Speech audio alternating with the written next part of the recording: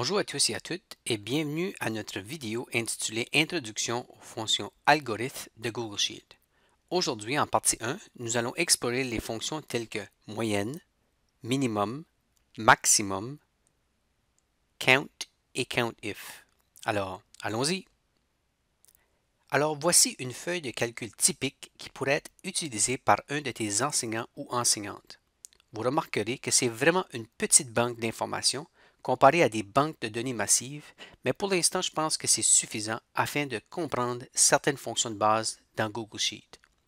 Dans la première colonne, nous avons le prénom de l'élève et ensuite la classe 10A ou 10B, ainsi que 4 évaluations qui ont été administrées. Dans la cellule G1, j'ai déjà ajouté le titre moyenne car c'est là où nous allons commencer pour calculer la moyenne des évaluations de chacun des élèves. Alors pour la fonction moyenne, nous allons tout simplement besoin d'aller à la cellule G2 et commencer par écrire le signe égal. Ce symbole représente que l'on veut ajouter une fonction dans Google Sheet. Nous allons continuer pour écrire la fonction moyenne et ouvrir la parenthèse. Ensuite, j'ai besoin de sélectionner quelle case. Donc, dans le cas d'Antoine, j'ai besoin de sélectionner la case C2 jusqu'à la case F2. Je ferme la parenthèse et je tape le bouton Entrée. Ce qui va maintenant me donner la moyenne des évaluations d'Antoine. J'avais écrit moyenne, mais puisque Google Sheet a complètement converti, il a converti à égal average. Donc, c'est une des fonctions qui est plus ou moins bilingue, mais en arrière-plan de Google Sheet, il va quand même inscrire le mot average. Maintenant que j'ai calculé la moyenne des évaluations d'Antoine, je vais maintenant calculer la moyenne des autres élèves. Ici, nous avons plusieurs options. Je pourrais copier-coller la formule que j'ai déjà utilisée pour Antoine, mais moi j'aime la technique suivante. Je déplace mon curseur sur la petite boîte en bas à droite de la cellule G2 et je fais glisser mon curseur vers le bas jusqu'à la cellule G13. Cette action va copier la formule que j'avais inscrite dans la cellule G2, celle d'Antoine, et va modifier la formule en fonction des différentes rangées. Alors, si on regarde la formule de la cellule G7, nous allons voir que dans la formule, ce qui nous donne égal average, ouvrir la parenthèse C7 jusqu'à, qui est à dire 2 points, F7 et fermer la parenthèse. Si on regarde la moyenne de Julia, sa moyenne est calculée à partir de 3 évaluations. Alors, une cellule vide, dans ce cas, ne signifie pas un 0. La technique de cliquer la petite boîte en bas de la cellule s'applique également aux cellules qui contiennent du texte. Exemple, COUNTIF, je peux également remplir des colonnes et des rangées. Procédons à la fonction maximum et minimum. Afin de calculer la valeur maximum de l'évaluation numéro 1, je vais aller placer mon curseur dans la cellule C16 et écrire égal max, ouvrir la parenthèse et sélectionner cellule C2 jusqu'à la cellule C13. Fermer la parenthèse et peser Entrée. Je vais faire la même chose pour minimum, c'est-à-dire aller à la cellule C17 et écrire minimum, ouvrir la parenthèse et sélectionner les cellules C2 jusqu'à C13. Fermer la parenthèse et peser Entrée. J'ai maintenant les valeurs maximum et minimum de l'évaluation numéro 1. Je peux sélectionner ces deux cellules et aller en bas à gauche et aller en bas à droite et glisser vers la droite afin de copier cette formule et de trouver le maximum et minimum de chacune des évaluations ainsi que de la moyenne.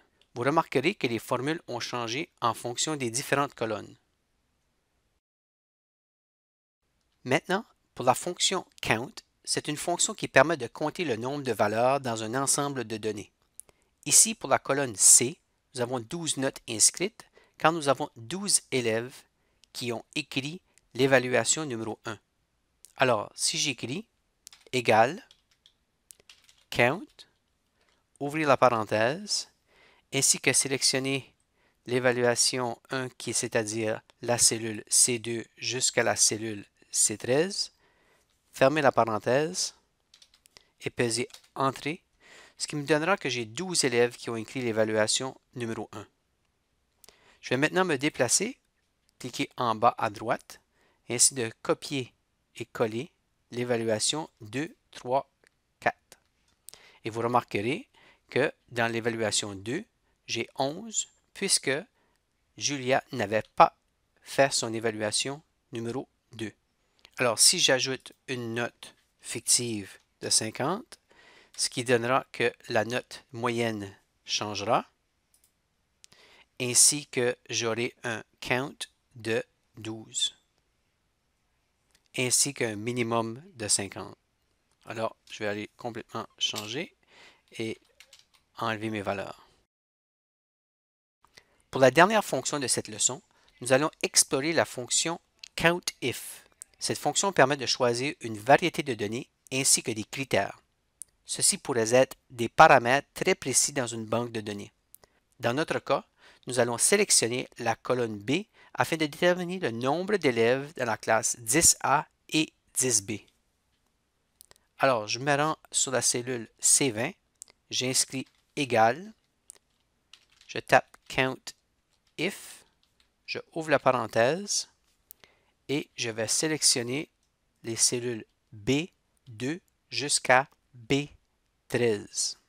On doit ajouter un point-virgule et ajouter le critère avec une double citation, ainsi d'inscrire 10A, ferme avec la double citation et fermer la parenthèse. Avec la formule COUNTIF, ça nous permet de voir que nous avons 7 élèves qui est inscrit dans la classe 10A selon la formule COUNTIF, ouvrir la parenthèse B2 jusqu'à B13, point virgule, double citation qui va représenter les critères 10A.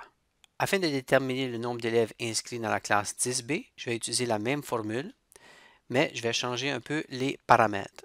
Donc dans ce cas, ce qui est plus facile pour moi, je vais aller en bas à droite de ma case C20, cliquer, faire glisser vers le bas et déposer. Et ceci maintenant a une nouvelle formule. Vous remarquez que ça donne B3 à B14.